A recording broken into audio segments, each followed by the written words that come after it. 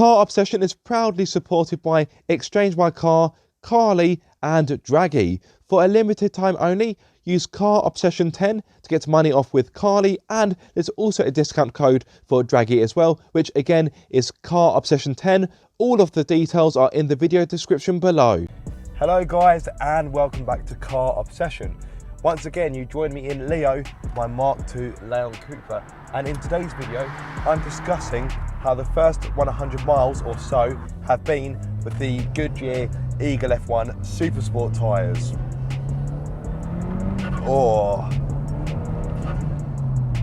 Now you join me around the Goodwood area, so there's some good driving roads around here, and I can really get a true sense of how the tyres perform. Now, if you haven't watched my first video, please do check that out. A massive thank you to Goodyear for giving me this opportunity. But anyway, let's talk about the handling. Oh, that's proper grippy. Now, thankfully in the UK, it's a nice hot day, maybe a little too hot, but that gives us a good opportunity to test the tyres effectively. Now, in regard to fuel economy and wear, well, it's difficult to talk about such things because I've only covered up 100 miles, and to be fair, I don't really keep tabs on the fuel economy. It's a hot hatch, for God's sake, a modified hot hatch, so I don't really kind of document the fuel economy because it simply isn't worth it. Now, as I touched upon in my initial impressions, you probably can't see me, it's quite dark down here, I do apologise. As I said in my first impressions, the ride is a bit firmer, but it does feel a bit more controlled. I would say the tyre noise compared to my last setup is maybe a little bit quieter. So for reference, my last setup was a bit of a Frankenstein mix. So on the front axle I had Goodyear Eagle F1 tyres, not SuperSport, just standard F1s. On the rear axle I had a mix of a no, sorry, I tell a lie. So on the front axle, I had the Bridgestone Potenza R Sports, or whatever they're called. I can never remember the name. On the rear axle, I had a Goodyear Eagle F1 and a Pirelli P0. So yeah, a bit of a pick and mix.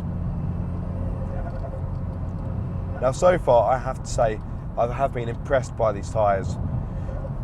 Chris is behind me in my Mark I Land Cupra R Pocket Rockets. He's a bit of a tyre snob. He's driven the car and he's quite impressed by them. But to be fair, he's a big fan of the standard Goodyear Eagle F1. So it seems natural that he would like the Super Sports. Now, I haven't driven this car in the wet yet, so I can't comment on that. It is summer in the UK, although to be fair, that means nothing. You can still get rain, but I haven't driven this car in the wet. If I sound a bit croaky, I do apologise. And my hay fever's been really bad lately. I think it's caused me to lose my voice a little bit.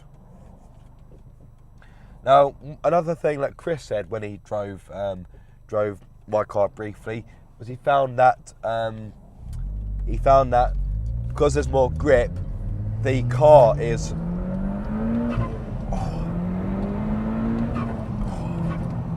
my word, the car is able to put its power down a bit better. This is front wheel drive, it is modded, it is pushing out 332 horsepower, and that's giving the front wheels a lot to work with, and therefore you need good high quality tyres to manage that kind of workload, and these tyres do really well. Another twisty bit. Oh, that is really good. Now, it is worth noting, I do have the traction control off. The reason being is that with this amount of power, the traction control is a little bit obtrusive, and it doesn't quite know what to do with the power. But for the sake of fairness, let's turn the traction control back on and see how we get on. Now, these tyres are exactly what you want from an ultra high performance tyre, and that's this confidence. They do give you the confidence to really push on in the corners, and I must admit, there's been some times I've gone through a corner, looked at the speedo and gone, oh blimey, I didn't realise I was going that fast. A few nice S-bends. dab the brakes a little bit. Yeah, the tyres, the first 100 miles, I have been impressed. In fact, I'm literally about to tick over 150 miles. Now, I may have mentioned that well, not in this video, in a separate video, that I'm doing a track day at Donington in which to test this tyre compound out on track. And if the road performance is anything to go by, I think this is going to be pretty sensational on a race circuit. Now, as I mentioned in my first video, since having these tyres fitted, I do find the steering feedback is a bit better, and the initial turn-in feels a little bit crisper as well. And of course, that is going to pay dividends on a race circuit. I'll slip it down to 30 because we're going through a residential area.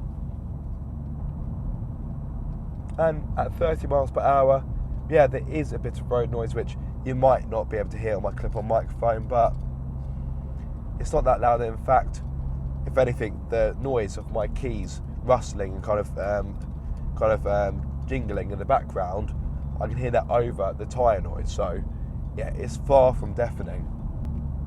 Yeah, I must admit, I do feel really privileged to be given this opportunity, because let's face it, I'm not the largest YouTube channel, but I am grateful that Goodyear have taken a punt, given me these tyres to review, and so far I am impressed, and that is my honest opinion.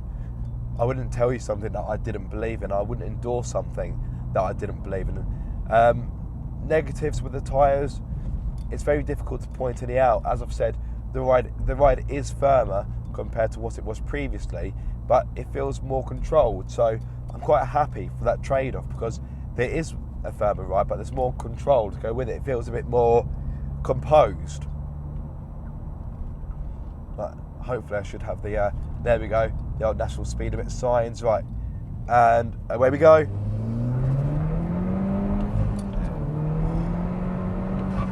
Now, if I did that on the old tyres, they would just be scrabbling for grip. And although there was a moment where the traction control did intervene and kind of shook its head and said, "What's going on?" I can definitely put down the power better with these tyres, which once more is going to be a benefit on a racetrack.